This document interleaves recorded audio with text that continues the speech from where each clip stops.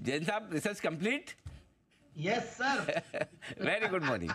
और कंपनी भी contract research वाली कंपनी है। अच्छा। कॉन्ट्रैक्ट रिसर्च, यस, सीआरओ है, और वो है विम्टा लैब्स, जिस स्टॉक को मैंने काफी बार कवर किया। पहले मैं एक बार टारगेट देता हूं, 590 610 का टारगेट के लिए स्टॉक को ले, 623 के हाईज कंपनी ने बनाए हुए हैं। जेम्स में आज चौथी बार कवर हो रहा है, एसपीएल और ये सब में होता ही है, बट ये बोलते इतना तेज हो गया, इतना एक्सपेक्टेशन नहीं था। बट एक बार मैं यही बोलूंगा कि थोड़ा सा नीचे आने पे लीजिए।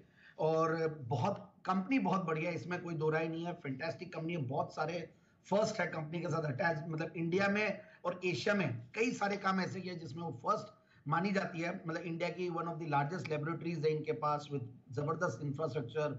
और फिर अगर इनका एक चीज पर्टिकुलरली इन्होंने किया हुआ जो एशिया के अंदर पहला है, जो कि मतलब मैं अगर बोलूं कि first lab to be pre qualified by WHO for medicine programme inspection. ये पूरा एक मतलब एक USFDA का कोई चीज थी, उसमें लोग नंबर 1 है।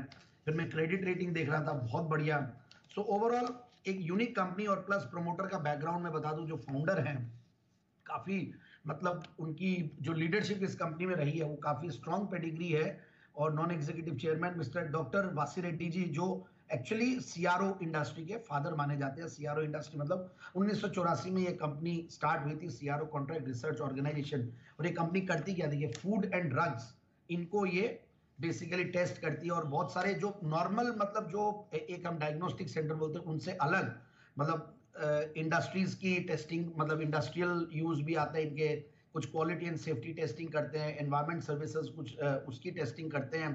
सो clinical and pre clinical services, कुछ service industry, life sciences industry के लिए, मतलब बहुत ही अलग टाइप का एक बिजनेस मॉडल है। मतलब और भी लोग करते हैं, ऐसा नहीं कि नहीं करते हैं, बट इलेक्ट्रॉनिक्स और इलेक्ट्रिकल प्रोडक्ट्स की टेस्टिंग करते हैं, जो हम देखते हैं कई जो रेटिंग्स वगैरह देखते हैं उनमें कंपनी काफी अच्छा अब नया अपने अलग अलग सेगमेंट में एंट्री लेती जा रही है। और पिछले कुछ सालों में, मतलब आज 40 साल की कंपनी है, बहुत गजब की है कंपनी 40 साल में, और अच्छी ग्रोथ भी कंपनी में देखने को मिल रही है।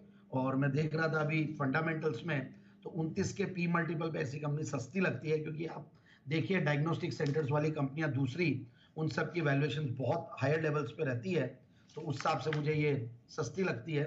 और सबसे बढ़िया बात यह है कि रिटर्न ऑन कैपिटल एम्प्लॉयड भी 18-19 पर 16-17% के लगभग है। फिर आपके प्रॉफिट की कैगर भी पिछले 3 साल में 22% की रही है, सेल्स की कैगर 15% की रही है, और ऊपर के लेवल से करेक्टेड स्टॉक है, तो वो भी एक बहुत बढ़िया बात है। अब और क्वार्टरली रिजल्ट्स में देख रहा था, तो क्वार्टरली रिजल्ट्स ठीक ठाक है, इन लाइन बोलूंगा। 2023 मार्च में 12 करोड़ का पैट था, तो उसके सामने 2024 मार्च में भी 12 करोड़ का पैट है। एक जरूर एक अच्छा फैक्टर है कि पिछले मार्च में एक अदर इनकम भी एडेड थी, इस बार अदर इनकम नहीं है, और थोड़ा सा मार्जिन भी बढ़े हैं। So all is good, actually margin बढ़ना एक बढ़िया बात है। थोड़े अगर आपके ऑपरेशनल प्रॉफिट्स बढ़ रहे हैं तो भी बढ़िया बात है। सो एक बढ़िया कंपनी, और टीटीएम बेसिस पे भी पिछले 2-3 साल बहुत बढ़ेंगे पोस्ट कोरोना, और मुझे लगता है कि ये स्टॉक पे बिल्कुल ध्यान देना चाहिए। और FIIs DIs भी ठीक ठाक होल्ड करते हैं, कुछ मतलब करीब 7-8% के लगभग FII DIs भी होल्ड करते हैं। एंड पब्लिक शेयर होल्डिंग में भी कुछ नाम है जिससे और कॉन्फिडेंस आता है। सो ओवरऑल एक अच्छी कंपनी, एक यूनिक बिजनेस मॉडल, और मतलब अलग अलग यूज कर, मतलब सेक्टर की टेस्टिंग करने वाली कंपनी। तो मुझे लगता है कि स्टॉक को बिल्कुल इन लेवल्स पे लिया जा सकता है। और पिछली बार जब मैंने दिया था जेम्स में, तो ये स्टॉक बहुत नीचे के लेवल्स पे था, 430-450 के टारगेट्स के लिए दिया था, वहां से तो ऊपर भी चल रहा है, और बढ़िया कंसोलिडेशन भी स्टॉक में दिखा मुझे।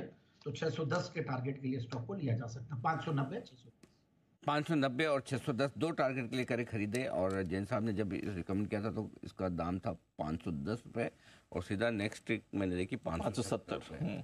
तो जैन साहब की तरफ से भी, हमारी तरफ से भी आप लोगों को रिक्वेस्ट ये है, ये कोई आज दिन के लिए खरीदने वाला स्टॉक नहीं है। पहली चीज़, ये इन्वेस्टमेंट के लिए है, लंबे समय के लिए है, और इसमें ये तुरंत पसंद वाले में, और अगर आपको लग रहा है किसी ने खरीद लिया है और महंगा हो गया तो आप मत लीजिए, आराम से नोट बना के रखिए, लिस्ट बना के रखिए। ये स्टॉक जैन साहब ने रिकमेंड किया, जब करेक्शन, और ये होता है 1-2 दिन बाद ठंडा, और कोई होंगे ऐसे जो 1-2 दिन बाद भी ठंडे नहीं होते, टारगेट हो जाए, जो नहीं पकड़ में आपका क्या लेके गया, कोई नुकसान तो नहीं हुआ ना, करेक्ट भाई, प्रॉफिट नहीं बना इतने। तो जो स्टॉक आपको सही लेवल पे एंट्री करने के लिए मिले वही आप करिए।